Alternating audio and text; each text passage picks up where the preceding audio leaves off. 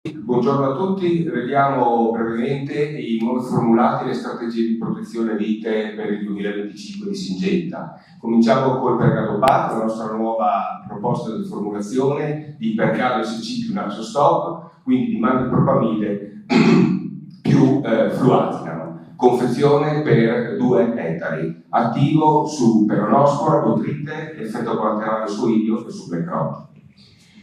Il Naxostop, vi ricordo, fluazinam appunto 500 grammi litro, registrato per peronospora, registrato per botrite, registrato per oidio black rot come effetto collaterale.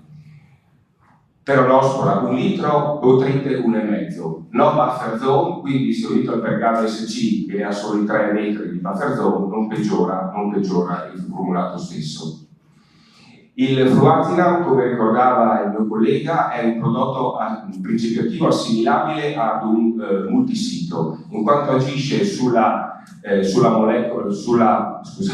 cellula della plasmopara con 2 differenti percorsi biochimici che sono lì elencati. Da un lato la respirazione a livello mitocondriale, dall'altro lo scompenso nella permeabilizzazione della membrana cellulare.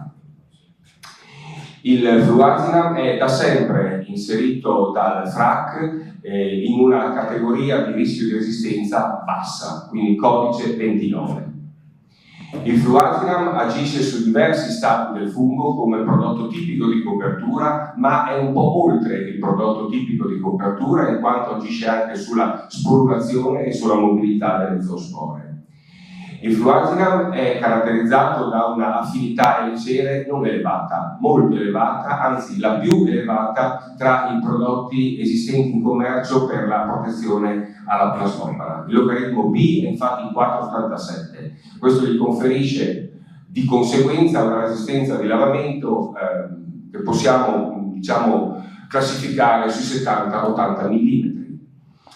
Vi faccio vedere la tabella per ricordarvi che appunto fluazinam 4,87, ma anche per ricordarvi che il Pergado mandipropamide è un prodotto affine alle cere al di là di ogni ragionevole dubbio, e per ricordarvi che il nostro metaraxilemme è pure al di là di ogni ragionevole dubbio l'unico sistemico acropeto con rapido ingresso nella vegetazione e successiva traslocazione acropeta. Vediamo il fluazinam in paragone a qualcosa e a qualcuno. Cominciamo con il paragone col ditiano in questa prova di fonte Nufarm del 2022 eseguita dalla Fondazione Edmund. Come si vede, il Naxostop in questa prova è stato assolutamente identico al ditiano sia per il controllo di foglie che per il controllo di grappoli.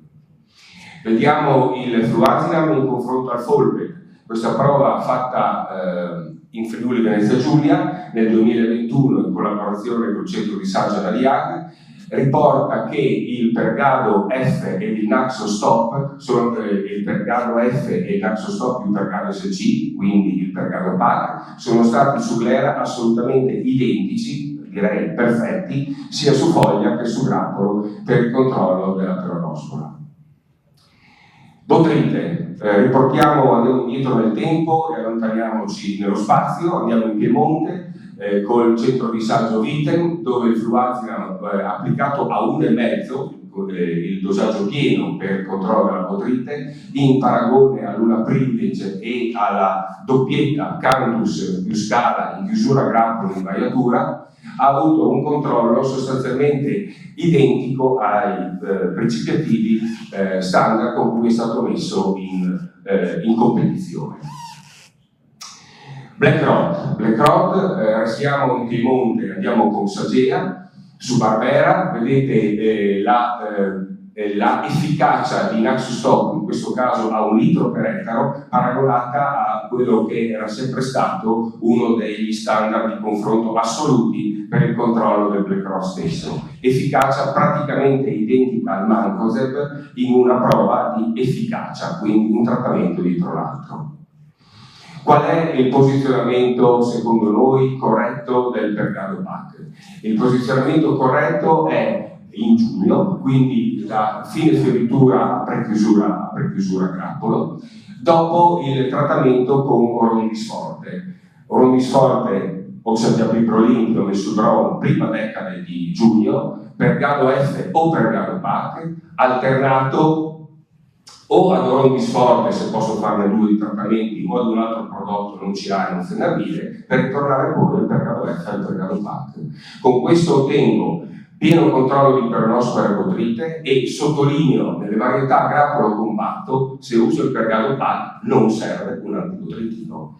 Effetto collaterale su marciume nero di Black Rot, quindi se uso il Pergado PAC, che sia la varietà grappolo compatto o non compatto, non serve il prodotto contro il Black Rot. Acquicine è il nostro formulato da quest'anno a base di fosfonato di potassio a 510 grammi litro di acido fosfonico equivalente. È il più alto in assoluto tra i fosfonati presenti in viticoltura. Questo gli conferisce una elevata attività di protezione soprattutto delle femminelle, come in questa prova da cui ho tratto qualche fotografia, dove si vedeva chiaramente nel 2024 la differenza tra l'acquicine e un fosfonato con un titolo di acido fosforico più basso, in confronto a un testimone assolutamente colpito al 100%. Andiamo a vedere cosa proponiamo per il 2025, prima però con un esempio concreto in Friuli Venezia Giulia 2024, un campo vetrina nel Pordenonese in cui c'era del prosecco e c'era del pino grigio e abbiamo installato 2 testimoni non trattati sia sul prosecco sia sul pino grigio, ma non testimonieti di 4 piantine, 4 filari per 3 intervalli ognuno.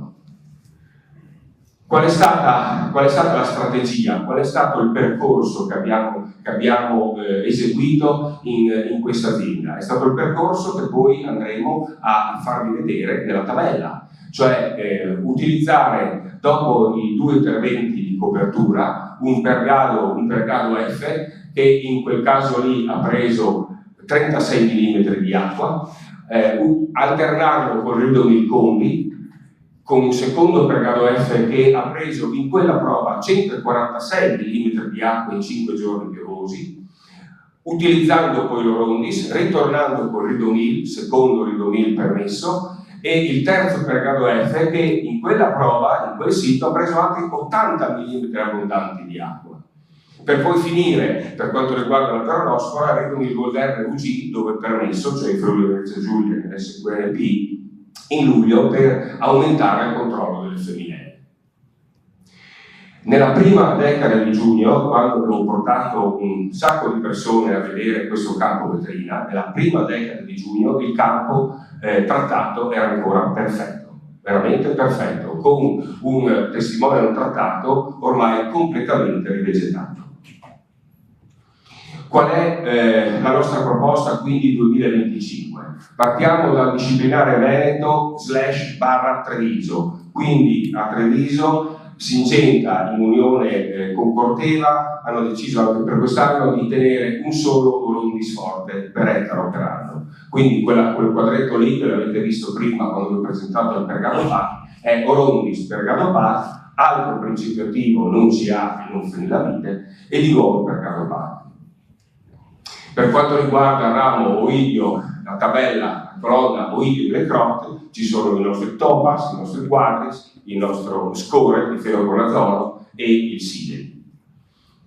Botrite, switch oppure Taegro alla fine per il controllo del marciume acido e poi i nostri insetticidi come il Volia, clorantranicrolo e il noto Affirm per il controllo delle tignole, oppure l'Exploit come proposta dallo scorso confusione sessuale via spray, e per quanto riguarda lo scafoideo sostanzialmente le Ure Pro, il Taufluvalinate o il Caratezeum, lavanda cianotrina. Se ci spostiamo in Friuli Venezia Giulia, la musica non cambia, anche in Friuli Venezia Giulia un solo Orondis forte, no? Quello che cambia rispetto alla diapositiva precedente è che nel disciplinare del Friuli Venezia Giulia non è ammesso, no, il trattamento o non è previsto il trattamento in prima generazione per le tignole. Quindi l'angolino a destra nell'ultima colonna non c'è la prima generazione. Disciplinare Veneto, l'avevo costruita prima che parlasse il dottor Carraro, ma insomma ci ho peccato, ma non era molto difficile, ecco, si sapevano già un po' tutte le cose. Nel disciplinare Veneto gli orondi sforte permessi sono 2 e noi li proponiamo, come vedete, alternati al pergado F e al pergado A. All'inizio, quindi in maggio, la nostra proposta è comunque in tutti e 3 i disciplinari e in tutte le zone dove la plasmopera ha una pressione elevata, all'inizio pergado F ridomil, pergado F ridomil. Grazie.